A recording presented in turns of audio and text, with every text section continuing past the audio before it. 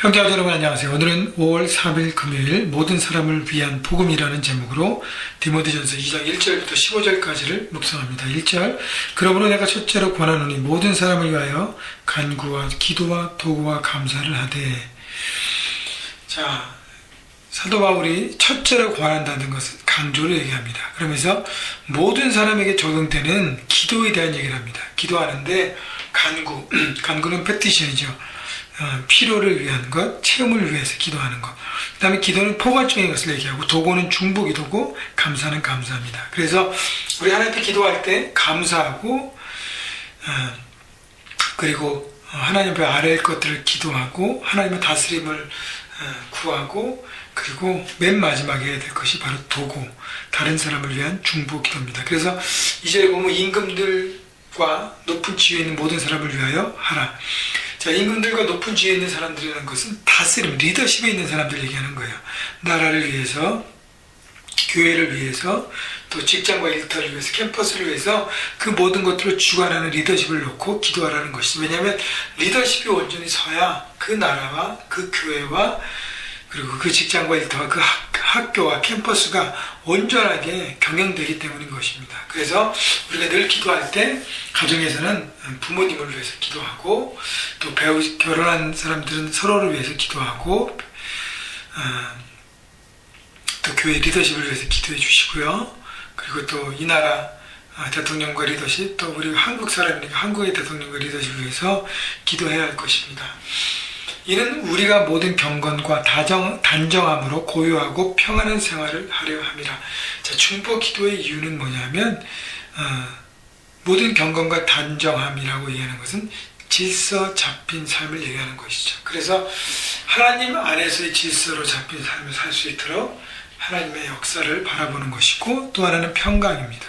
평강도 질서가 잡힌 것이에요. 모든 것이 질서가 잡힐 때 평안이 오는 것입니다. 그래서 우리가 기도하는 목적이 질서의 삶, 평화의 삶, 가정의 질서 평화를 위해서, 나라의 질서 평화를 위해서, 교회의 평화를 위해서 우리가 기도해야 할 것입니다. 3절 이것이 우리 구주 하나님 앞에서 선하고 받으실 만한 것이니 하나님 모든 사람의 구원을 받으며 진리를 아는 데 이르기를 원하시느니라.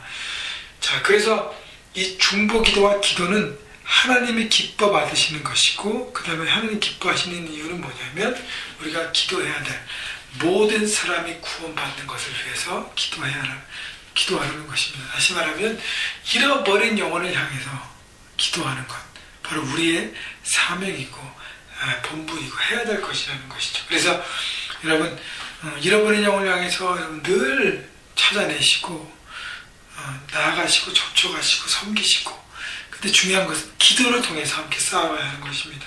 하나님의 기쁨이 거기 안에 있기 때문이에요. 5절 하나님 한 분이시요 또 하나님과 사람 사이의 중보자도 한 분이시니 곧 사람이신 그리스도 예수라. 그가 모든 사람을 위하여 자기를 대속물로 주셨으니 기약이 이르러 주신 증거니라. 자, 기도의 대상이 누군지를 말씀하십니다.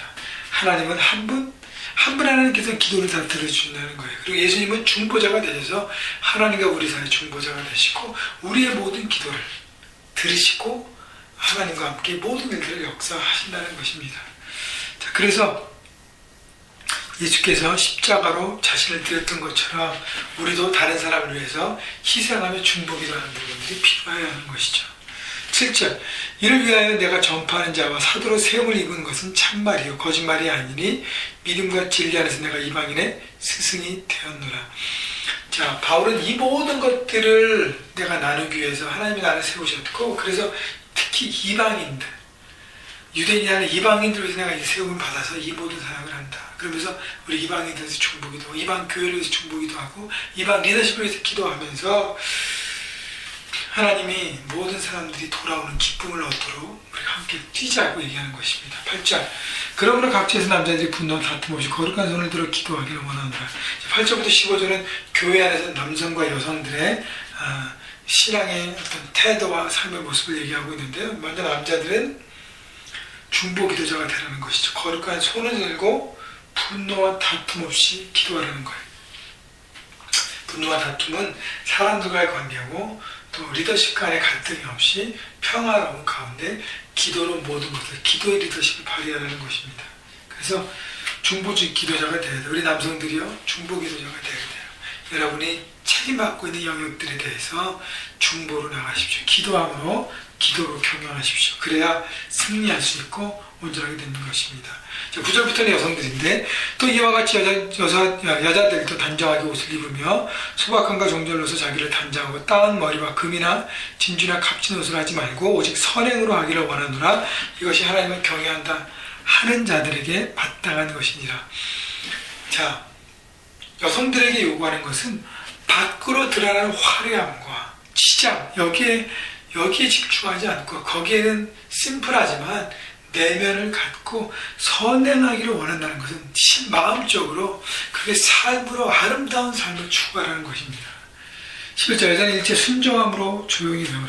그 질서 안에서 그 안에서 순종하라는 것이죠. 그래서 13절에 이는 아담이 먼저 지음받고 하와가 그 후며 아담이 속은 것은 아니고 여자가 속아 죄에 빠졌습니다. 그러나 여자들이 만일 정숙함으로 믿음과 사랑과 거룩함을 구하면 그 해산함으로 구원을 얻으리라.